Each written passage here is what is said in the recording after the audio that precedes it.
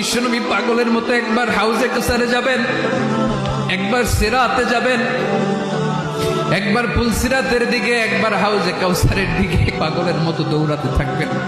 তার কোনো গুনাহগার উম্মত যাতে জাহান্নামে ঢুকে না যায়, সেদিন কেউ সুপারিশ করতে পারবে না বিশ্বনবী ছাড়া।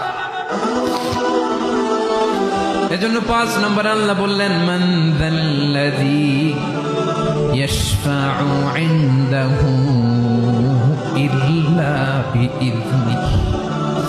কার সাহস আছে, কার এত বড় বুকের পাটা কিয়ামতের কঠিন দিন আল্লাহর সামনে দাঁড়িয়ে সুপারিশ করবে? কারো ক্ষমতা নেই, কারো ক্ষমতা নাই।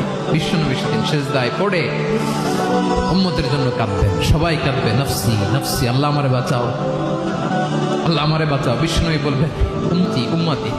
বিশ্বনবী আমার জন্য কাঁদবেন, আপনার জন্য কাঁদবেন।